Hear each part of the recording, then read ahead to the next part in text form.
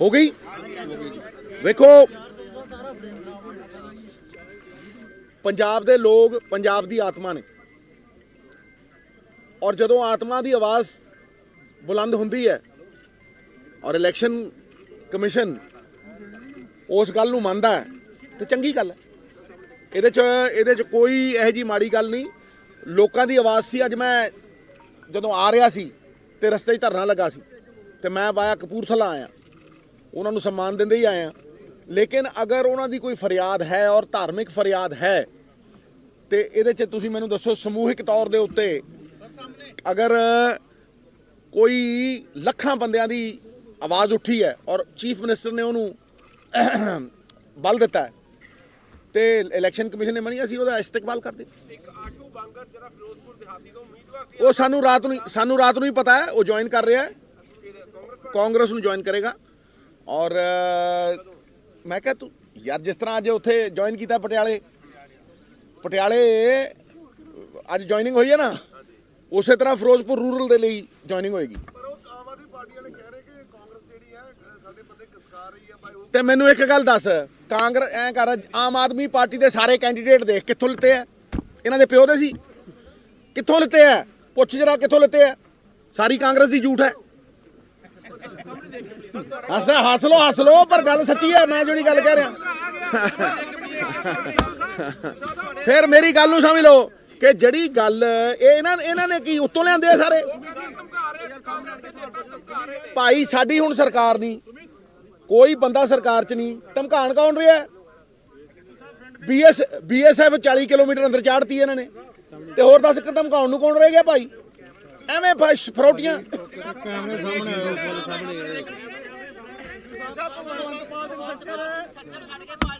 आ गया वापस। हाँ कहना मैं वापस हूं, मैं आ जा मित्र प्यारे। अच्छा वेखो किसी ना किसी दे उत्ते ते बहाना मारना ही हुंदा है, ते सिद्धू नालों वड्डा बहाना कौन है दसो मैनूं? मेरी एक गल नूं सुनो यार, इत्थे कोई साहब नहीं, सारे वर्कर ने।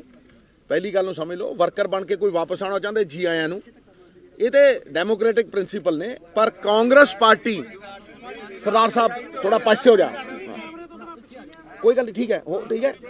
वेखो कांग्रेस पार्टी एतकी एजेंडे के उत्ते इलैक्शन लड़ेगी, और एज कांग्रेस का प्रधान मैं थोनों जुबान दे रहा, जिहड़ी गल मैं करूँगा वो ना तो 5000 वायदे वाली है, ना 500 वायदे वाली है, वो 13 नकाती प्रोग्राम की है। तो वेख लो केजरीवाल आके कहना नकली केजरीवाल फिरदे, नकली सिद्धू फिरदे कि नहीं, फोटो स्टैट की दुकान पर खड़ के मारदे कि नहीं, नाल नकल ठा देने हैं, ਐਂ ठोक के ਉਹੀ नकल मारी है। नहीं तो ਇਹਨੂੰ पुछो ये पैसे कित्थों लियाऊगा।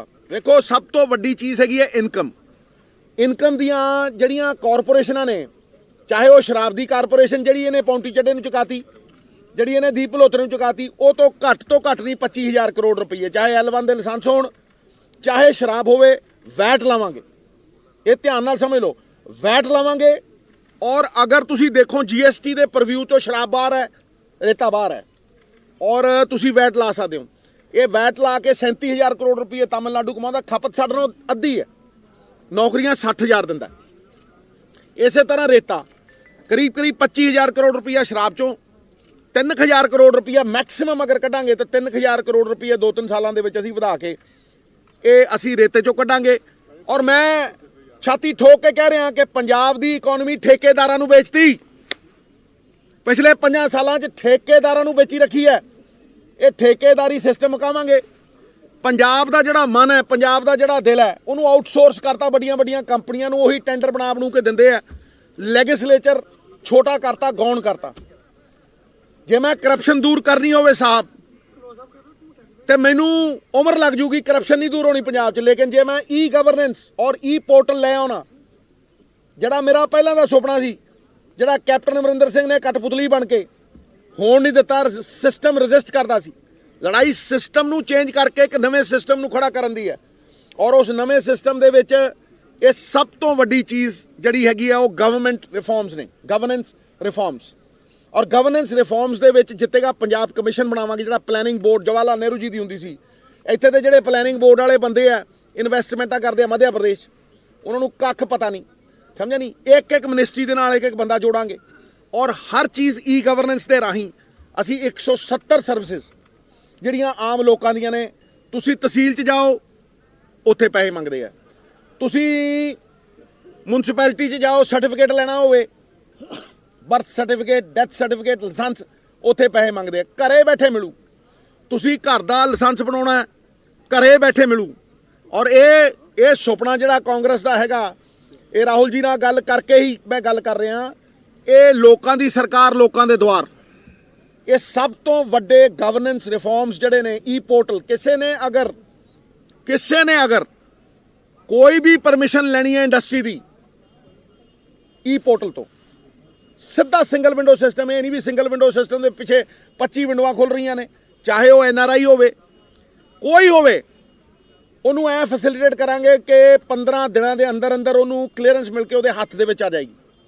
ਔਰ ਇਹ ਜਦੋਂ ਈ ਗਵਰਨੈਂਸ ਤੈਅ ਹੋਈ, ਈ ਫਾਈਲਿੰਗ ਤੈਅ ਹੋਈ ਹੈ, 8-8 ਮਹੀਨਿਆਂ ਫਾਈਲਾਂ ਨਹੀਂ ਹਿਲਦੀਆਂ, ਉਹ ਪੂਰੀਆਂ। ਫਿਰ ਅਗਲਾ ਵੱਡਾ ਪੁਆਇੰਟ ਜਿਹੜਾ ਹੈਗਾ ਕਿ ਗ੍ਰਹਿਣੀਆਂ ਨੂੰ ਜਿਹੜੀਆਂ ਜ਼ਰੂਰਤਮੰਦ ਨੇ, ਇਹ ਸਮਝ ਲੈਣਾ, ਹੁਣ ਨੌਕਰੀਸ਼ੁਦਾ ਨਹੀਂ ਕਿ ਤੁਸੀਂ ਕਹੋ ਜੀ ਵੀ ਜਿਹੜੀ ਨੌਕਰੀ ਕਰਦੀ ਹੈ 50,000 ਹੈ, ਉਹਨੂੰ ਵੀ ਨਾ, ਜ਼ਰੂਰਤਮੰਦ ਜਿਹੜੀਆਂ ਗ੍ਰਹਿਣੀਆਂ ਨੇ 2,000 ਰੁਪਏ 8 ਸਿਲੰਡਰ।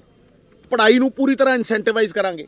5ਵੀਂ ਪਾਸ ਕਰੇਗੀ 5,000, 8ਵੀਂ ਪਾਸ ਕਰੇਗੀ 10,000, 10ਵੀਂ ਪਾਸ ਕਰੇਗੀ 15,000 ਨਾਲ ਟੈਬਲੇਟ, ਜਿਹੜੀ ਕਿ ਘਰੇ ਬੈਠ ਕੇ ਵੀ ਤੁਸੀਂ ਐਗਜ਼ਾਮਸ ਵਗੈਰਾ ਦੇ ਸਕਦੇ ਹੋ। 12ਵੀਂ ਪਾਸ ਕਰੇਗੀ 20,000 ਰੁਪਏ। ਔਰ ਅਸੀਂ ਐਂਟਰਪ੍ਰੈਨਰ ਕ੍ਰੀਏਟ ਕਰ ਰਹੇ ਹਾਂ। ਅਸੀਂ ਕੋਈ ਇਹ ਲੋਲੀਪੌਪ ਨਹੀਂ ਦੇ ਰਹੇ ਕੇਜਰੀਵਾਲ ਵਾਂਗ ਕਿ ਜੀ ਤੇ 18 ਸਾਲ ਤੋਂ ਉੱਤੇ ਔਰ ਤੇਰੀ ਵੋਟ ਹੈ ਤਾਂ ਹੀ ਤੈਨੂੰ ਅਸੀਂ 1,000 ਰੁਪਏ ਦੇਵਾਂਗੇ, ਤੇ ਜਿਹੜੀਆਂ 18 ਸਾਲ ਤੋਂ ਥੱਲੇ ਆ ਉਹਨਾਂ ਨੂੰ ਕੱਖ ਨਹੀਂ ਦੇਵਾਂਗੇ। ਅਸੀਂ ਉਹਨਾਂ ਨੂੰ ਇਕਨੋਮੀ ਦਾ ਹਿੱਸਾ ਬਣਾ ਰਹੇ ਹਾਂ, ਇਕਨੋਮੀ ਦਾ ਹਿੱਸਾ ਬਣਾ ਰਹੇ ਹਾਂ। ਇੱਕ ਅਗਲੀ ਜਨਰੇਸ਼ਨ ਦੇ ਵਿੱਚ ਇਨਵੈਸਟਮੈਂਟ ਕਰ ਰਹੇ ਹਾਂ, ਪੜ੍ਹਾਈ 'ਚ ਇਨਵੈਸਟਮੈਂਟ ਕਰ ਰਹੇ ਹਾਂ। 23 ਸਕਿੱਲ ਡਿਵੈਲਪਮੈਂਟ ਸੈਂਟਰ, ਤੁਸੀਂ ਦੇਖ ਲਓ ਜਿੰਨੇ ਡਿਵੈਲਪਮੈਂਟ ਸੈਂਟਰ ਨੇ, ਸਕਿੱਲ ਡਿਵੈਲਪਮੈਂਟ ਸੈਂਟਰ, ਪੈਸਿਆਂ ਦੇ ਅੱਡੇ ਹੈ, ਪੈਸੇ ਕਮਾਉਣ ਦੇ ਅੱਡੇ ਹੈ। 4,000 ਦੀ ਨੌਕਰੀ ਨਹੀਂ ਦੇ ਸਕਦੇ। ਫਿਰ ਉਹ ਚਾਹੇ ਸਿਲਾਈ ਸਿੱਖੇ, ਚਾਹੇ ਐਮਬਰਾਇਡਰੀ ਸਿੱਖੇ, ਚਾਹੇ ਉਹ ਕੁਕਿੰਗ ਸਿੱਖੇ, ਜਦੋਂ ਉਹ ਸਰਕਾਰੀ ਤੌਰ ਦੇ ਉੱਤੇ ਸਿੱਖੇਗੀ ਤੇ 2 ਲੱਖ ਤੋਂ 16 ਲੱਖ ਦਾ ਇੰਟਰਸਟ ਫ੍ਰੀ ਲੋਨ ਹੈ। ਇਹ ਇਕਨੋਮੀ ਦੇ ਵਿੱਚ ਇਨਵੈਸਟ ਕਿਸ ਤਰ੍ਹਾਂ ਹੋਏਗਾ? ਕਰੀਬ 32,000 ਕਰੋੜ ਰੁਪਈਆ, 30 ਤੋਂ 32,000 ਕਰੋੜ ਰੁਪਈਆ ਰੇਤੇ ਚੋਂ। ਔਰ ਕੋਈ ਵੀ ਸਵਾਲ ਪੁੱਛ ਸਕਦੇ ਹੋ, ਰੇਤੇ ਦੇ ਵਿੱਚੋਂ ਬੜੀ ਸਿੰਪਲ ਹੈ, 1300 ਕਿਲੋਮੀਟਰ ਦਰਿਆ ਹੈ ਸਾਡੇ ਕੋਲ। ਤੇਲੰਗਾਨਾ 300 ਕਿਲੋਮੀਟਰ ਦਰਿਆ ਦੇ ਵਿੱਚੋਂ 2400 ਕਰੋੜ ਰੁਪਈਆ ਕੱਢਦਾ 3 ਸਾਲ ਦੇ। ਸਮਝੋ ਮੇਰੀ ਗੱਲ। ਇਹੋ ਜਿਹੇ ਕਈ ਸਟੇਟ ਨੇ, ਚਾਹੇ ਤੁਸੀਂ ਤੇਲੰਗਾਨਾ ਲੈ ਲਓ, ਚਾਹੇ ਤੁਸੀਂ ਆਂਧਰਾ ਪ੍ਰਦੇਸ਼ ਲੈ ਲਓ, ਜਿਨ੍ਹਾਂ ਨੇ ਇਹ ਕਰਕੇ ਦਿਖਾਇਆ ਔਰ ਹਜ਼ਾਰ ਕਰੋੜ ਤੋਂ ਉੱਤੇ ਲੈਂਦੇ ਆ। ਸਾਡੇ ਕੋਲ ਮੈਕਸਿਮਮ ਦਰਿਆ ਹੈ। ਤੇਲੰਗਾਨਾ ਇੱਕ ਹਫ਼ਤੇ 'ਚ 50 ਕਰੋੜ ਰੁਪਈਆ ਕੱਢਦਾ ਰੇਤੇ ਚੋਂ, ਔਰ ਉਹ ਵੀ ਪੀਲਾ ਰੇਤਾ ਹੈ, ਕੱਕਾ ਰੇਤਾ। ਅਸੀਂ 1300 ਕਿਲੋਮੀਟਰ ਜੋ ਘੱਟ ਤੋਂ ਘੱਟ ਦੀ 2 ਤੋਂ 3,000 ਕਰੋੜ ਰੁਪਏ ਕੇਬਲ ਦੀ ਮੋਨੋਪਲੀ ਤੋੜਾਂਗੇ। ਇੱਕ MSO ਹੈ ਜੁਝਾਰ, ਔਰ ਕਿਹਦਾ ਉਹ? ਸੁਖਬੀਰ ਦਾ ਦਲਾਲ। ਸਮਝਿਆ ਨਹੀਂ?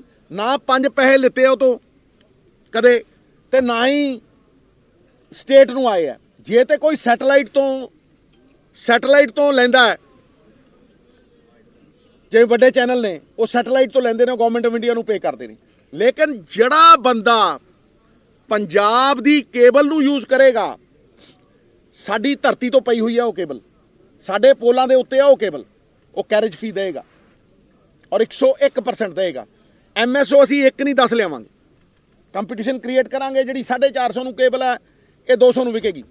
ਇਹ ਤੁਸੀਂ ਦੇਖਿਓ, ਤੁਸੀਂ 200 ਸਵਾ 200, ਕਿਉਂਕਿ ਜਦੋਂ ਕੰਪੀਟੀਸ਼ਨ ਹੋਏਗਾ ਇਹ 200 ਸਵਾ 200, ਫਿਰ ਅਸੀਂ ਕੈਰੇਜ ਫੀ ਲਾਵਾਂਗੇ, ਉਹਨੂੰ ਕੈਰੇਜ ਫੀ ਦੇਣੀ ਪਏਗੀ। ਔਰ ਜਿਹੜੇ ਟੈਲੀਵਿਜ਼ਨ ਸੈੱਟਸ ਨੇ, ਇਹ ਕਰੀਬ 2 ਕਰੋੜ ਹੈ ਪੰਜਾਬ 'ਚ। ਇਹ ਦੱਸਦੇ ਆ 10 ਲੱਖ, 1 ਕਰੋੜ 90 ਲੱਖ ਦਾ ਖਾਂਦੇ ਆ ਇਹ। ਇਹਨਾਂ ਦੇ ਕੰਪਿਊਟਰ ਨੂੰ ਕਿਸੇ ਨੇ ਹੱਥ ਨਹੀਂ ਪਾਇਆ। ਮੈਂ ਕਹਿ ਰਿਹਾ ਕਿ ਅਸੀਂ ਹੱਥ ਪਾਵਾਂਗੇ। ਰੇਡਾਂ ਰੂਡਾਂ ਵੱਜੀਆਂ ਨੇ। ਜੇ ਕਾਂਗਰਸ ਦੀ ਸਰਕਾਰ ਬਣ ਗਈ, ਜਾਂ ਮਾਫੀਆ ਹੋਏਗਾ ਜਾਂ ਸਿੱਧੂ ਹੋਏਗਾ। ਇੱਕ ਮਿੰਟ ਅੱਗੇ ਚੱਲ, ਇੱਕ ਮਿੰਟ ਅੱਗੇ ਚੱਲਣ ਹਜੇ ਮੈਂ ਖਤਮ ਨਹੀਂ ਹੋਇਆ। 1,500 ਕਰੋੜ ਬੱਸਾਂ ਤੋਂ 3,000 ਪਰਮਿਟ, 8,000 ਬੱਸਾਂ ਚੱਲਦੀਆਂ। ਪਾਲਿਸੀ 'ਚ ਕੋਈ ਚੇਂਜ ਨਹੀਂ ਹੋਈ, ਹਲੇ ਵੀ ਕੋਈ ਚੇਂਜ ਨਹੀਂ ਹੋਈ ਪਾਲਿਸੀ 'ਚ। 1.5 ਰੁਪਈਆ ਟੈਕਸ ਇਹਨਾਂ ਦੀਆਂ ਬੱਸਾਂ ਦੇ ਉੱਤੇ, ਵੋਲਵੋ ਦੀਆਂ ਬੱਸਾਂ ਦੇ ਉੱਤੇ, ਠੀਕ ਹੈ ਕਿ ਨਹੀਂ? ਘੱਟ। ਤੇ ਲੱਖੀ ਬਣਾਉਂਦਾ ਟਾਈਮ ਟੇਬਲ, ਹੁਣ ਭਜਾਇਆ ਠੀਕ ਹੈ, ਤੇ 1.5 ਰੁਪਈਆ ਟੈਕਸ PRTC ਦੀਆਂ ਖੜਕਦੀਆਂ ਹੋਈਆਂ ਬੱਸਾਂ ਦੇ ਉੱਤੇ ਜ਼ਿਆਦਾ। ਤੁਸੀਂ ਸੋਚ ਸਕਦੇ ਹੋ ਕਿ ਕਿਸ ਤਰੀਕੇ ਨਾਲ ਮਾਰੀ ਹੈ ਇਹਨਾਂ ਨੇ। ਔਰ 2 ਬੱਸਾਂ ਤੋਂ ਇਹਨਾਂ ਦੀ 6000 ਦੀ ਫਲੀਟ ਹੈ, ਸਾਰੀ ਦੀ ਸਾਰੀ ਪ੍ਰੋਫਿਟ 'ਚ ਹੈ। ਔਰ ਜਿਹੜੀ ਪੰਜਾਬ ਰੋਡਵੇਜ਼ ਦੀ ਸਾਰੀ ਥੱਲੇ, ਸਾਡੇ ਸਾਰੇ ਹੋਟਲ ਮਾਰ ਕੇ ਆਪਦੇ 5 ਸਟਾਰ ਹੋਟਲ ਖੜੇ ਕਰ ਲਏ। ਮਤਲਬ ਇਹਨਾਂ ਨੇ ਬਿਜ਼ਨਸ ਕੀਤਾ। ਔਰ ਚਾਹੇ ਰੇਤ ਹੋਵੇ, ਇਹ ਕਰੀਬ 30-32 ਹਜ਼ਾਰ ਕਰੋੜ ਰੁਪਈਆ ਔਰ 18,000 ਕਰੋੜ ਟੈਕਸਾਂ ਦੀ ਕੰਪਲਾਇੰਸ। ਇਹ ਧਿਆਨ ਨਾਲ ਸਮਝ ਲਿਓ, ਇਹ ਲਾਈਨ ਯਾਦ ਰੱਖਿਓ। ਇਹ 40-50 ਹਜ਼ਾਰ ਕਰੋੜ ਰੁਪਇਆ ਗੌਰਮੈਂਟ ਦੀਆਂ ਸਕੀਮਾਂ 'ਚ ਪਾ ਕੇ ਡਬਲ ਕਰਾਂਗੇ, 1 ਲੱਖ ਕਰੋੜ ਕਰਾਂਗੇ ਇਹਨੂੰ। ਅੱਜ ਪੰਜੀ ਨਹੀਂ ਇਹਨਾਂ 'ਚੋਂ ਕੱਢਦੇ ਇਹ, ਔਰ ਪੰਜੀ ਦੁੱਗਣੀ ਹੁੰਦੀ ਨਹੀਂ। ਕਰਜ਼ਾ ਲੈ ਕੇ ਕਰਜ਼ਾ ਮੋੜਦੇ ਆ, ਔਰ ਇਹੀ ਪੈਸਾ ਜਿਹੜਾ ਹੈਗਾ EMPLOYੀਆਂ ਦੇ ਉੱਤੇ ਖਰਚ ਹੋਏਗਾ।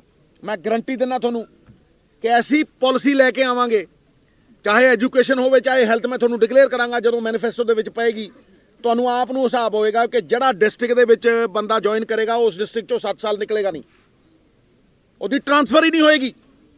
ਇਹ ਇੱਧਰ ਬਦਲ ਇੰਨੇ ਪੈਸੇ ਲਿਆ ਫਲਾਨਾ, ਇਹ ਬੰਦ ਕਰ ਦਿਆਂਗੇ, ਖਤਮ ਕਰ ਦਿਆਂਗੇ, ਇਹ ਮੁੱਦਾ ਹੀ ਮੁਕਾ ਦਿਆਂਗੇ। ਮੈਂ ਤੁਹਾਨੂੰ ਦੱਸ ਰਿਹਾ। ਔਰ ਮੈਂ ਤੁਹਾਨੂੰ ਇਹ ਕਹਿ ਰਿਹਾ ਕਿ ਸਰਪਲਸ ਮਨੀ ਦੇ ਨਾਲ ਕੋਈ EMPLOYੀ ਤੰਗ ਨਹੀਂ ਰਹਿਣ ਦਿਆਂਗੇ, ਖਾਸ ਤੌਰ ਦੇ ਉੱਤੇ ਟੀਚਰ। ਔਰ ਮੈਂ ਬਿਲਕੁਲ ਤੁਹਾਨੂੰ ਐਨ ਲਿਖ ਕੇ ਟਿਕਾ ਕੇ ਦਊਂਗਾ ਵੀ ਇੱਥੋਂ ਪੈਸੇ ਆਉਣੇ ਤੇ ਇੱਥੇ ਲੱਗਣਗੇ। 5 ਲੱਖ ਬੰਦਿਆਂ ਨੂੰ ਅਰਬਨ EMPLOYਮੈਂਟ ਗਾਰੰਟੀ ਮਿਸ਼ਨ ਮਿਲੇਗੀ।